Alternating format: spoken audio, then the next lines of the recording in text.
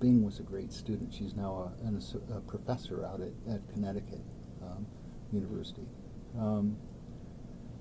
She got the crystals for the protein, and she got the crystals in 2 days, right? Oh. Basically over the weekend. And we're all like, wow, this is going to come together just like that. 2 years later, and they distracted really well from x-rays, right? Mm-hmm. 2 years later, she was finally able to resolve the structure. The last piece of it there was the pyrrolysine, right? And when she got that, she first thought it was a lysine with this sort of mass above it, like some sort of ligand, which you often see with crystals, right? And then gradually she realized they were connected, and we did indeed have a new amino acid. Wow. And so that became something that we worked on for quite some time, because I kept telling people what we want to do is figure out, one, how is it getting into the protein, right? Because to me, this is still studying the protein, right? Of course, I now was competing with people who worked on the genetic code, right? And we wanted to know how it got in, so we wanted to figure out how is it genetically encoded, and then I wanted to know where it was biosynthesized from, because with that information, not only was I interested in the pathway, but I could also use some of that to help figure out what it does. And we were able in the end to work out both of those things. And we worked out the genetic code. We published a Nature paper on that.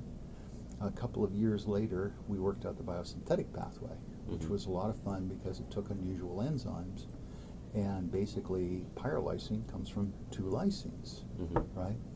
And that wasn't immediately obvious. And I still remember when the person running the mass spectrometer gives me a call and says, I don't understand what I'm seeing, because we were feeding it carbon-labeled, C13 lysine in order to figure out, just to first prove that, yes, that is lysine on the bottom, and that's what everybody thinks.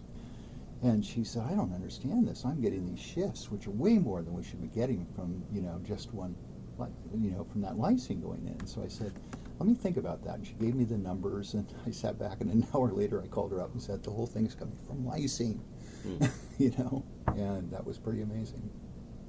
So it was really exciting, and it had a lot of stress involved, right?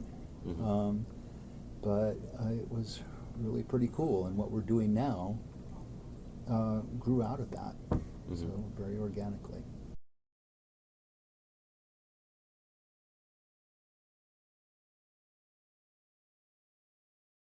I recently interviewed someone I consider to be an innovator in the field of sociology about her research and its impacts. So my name is Helena Brain. I'm an associate professor of sociology at Ohio State.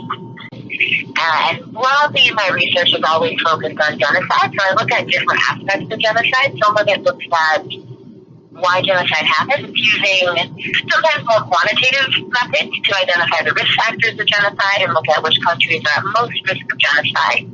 Other research I conduct looks at how genocide unfolds within communities and why certain communities experience more violence than others. And then other research focuses more on the end of genocide and how communities recover. So most of my current projects are much more about the recovery from genocide and what happens afterwards. So as I mentioned, there have been about 45 genocides since the Holocaust.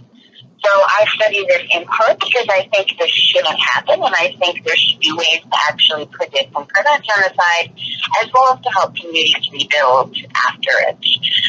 So part of my research, the part I haven't told you as much about, is much more on the prevention side. So I work with the U.S. government on a task force, and we create models that actually help identify the countries that are highest risk of genocide. So we use statistics to do this, usually, and then we use case studies. They're like really in-depth analyses of particular situations. And then what we do is we tell the government, well, the United Nations, that these are, for instance, the 10 countries that we think are most at risk of genocide. So then people within the government and within other countries can actually take steps to try to prevent this genocide.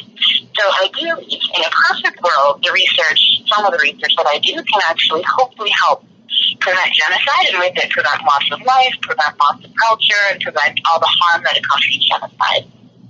Other times, it's going to be impossible to prevent genocide, but unfortunately, sometimes we can't predict it. Other times we predict it, and there isn't the political will to do anything about it, or people don't know the next steps. So the genocide in Myanmar right now, unfortunately, is one that we predicted and is happening, which is absolutely heartbreaking to see. So that means it's also still important to study, how genocide goes, and then also how communities rebuild in the aftermath. So for the project I was telling you about in Rwanda, where I'm studying people who committed genocide and went to prison, this is actually pretty common, and most societies have had genocide at some point in time. The people who committed the violence are held accountable, usually go to prison or somewhere else, and then come back to their communities. But my hope is that some of the findings from Rwanda could be generalizable to other societies. And actually, I'm going to Northern Ireland in late March. Northern Ireland did not have a genocide per se, but they've had long-standing issues with their organization and members from the IRA coming back into the community. So they want me and a few other people to come there, and they want to create essentially a global working group of researchers who study people who commit violence and then go back to their community so we can better understand both how do we best prepare people to go back to their communities if they committed violence and then left, when we're in prison or somewhere else. And then also how do we better prepare communities so it's not traumatic and hard for them to have these individuals back in their communities.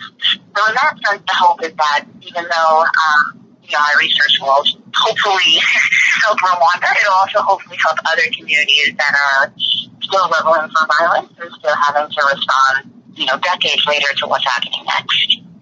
The study of violence is largely dominated by men, but I think a lot of academia has been dominated by men. So the government task force that I mentioned, usually there's about 20 of us, and usually one or two women in the room. So I wouldn't say this has necessarily affected my research, but it has affected the settings in which I work. I would also be remiss if I didn't tell you that I've done the state and forest secretary, usually by older men professionals or men professors in very professional settings, folks who are still unfortunately getting used to the idea of women professors. I strive to make sure that when I write something, this is essentially combining knowledge, producing knowledge, and this has a lot of power, so that I'm making sure that I am thinking about whose voices am I including, whose theories am I including, whose theories am I testing, whose work am I including, so I'm not just reproducing a canon of men, because of course the more different perspectives we have, the better our research is going to be. I will say specific to research on genocide, it's perhaps not surprising to you that a lot of the research on gender-based violence is actually largely come from women.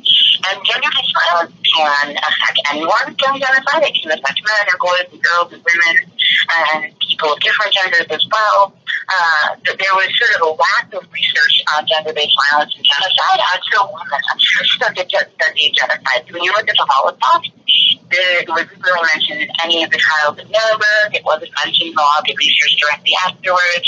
It actually really wasn't until the late 1990s that it became incorporated genocide scholarship, and we saw this line with when women actually started studying genocide. So I think that points out that due to different perspectives and different ways of experiencing the world, you need a diverse group of people studying different phenomena in order to really fully understand it.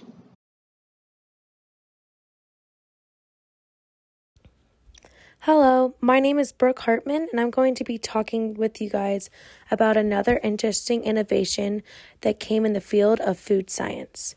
The scientist and professor that I chose to highlight for my project is Dr. John Lindemood. Dr. Lindemood received his PhD in extension education from The Ohio State University in 1974. After graduating with his PhD, he moved on to working for Carnation & Co., which was an evaporated milk plant.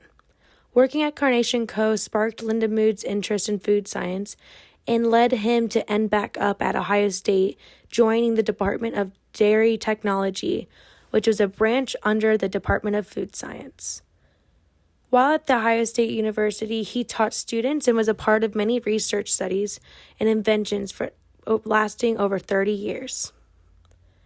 His biggest accomplishment / the most known accomplishment was actually coming up with a technology to keep drumstick ice cream cones from getting soggy.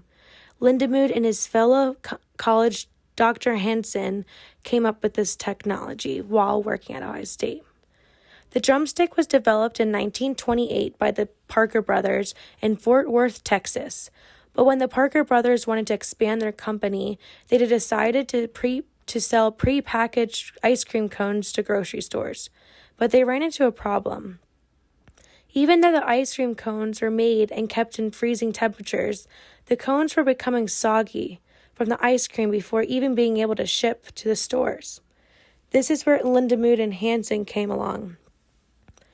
They were able to fix the problem and came up with the famous chocolate coating inside that everyone has come to know and love about drumsticks. The chocolate coating in the insides of the cone provided a seal that would keep the cone from getting soggy and being able to keep the ice cream from leaking out. Unfortunately, Ohio State and the two doctors weren't given compensation for this invention, but the Parker brothers actually became a big supporter for Ohio State in the future. And they even have a building, the Food Science and Technology Building, named after their family. With Lindemood's amazing devotion to Ohio State, with his 30 years of teaching and research, he was inducted into the Food Science Hall of Fame in 2015. His nomination was well-deserved, and who knew something so simple as just coating the inside of an ice cream cone with chocolate would become such a massive hit and become an ice cream that we all know and love even today.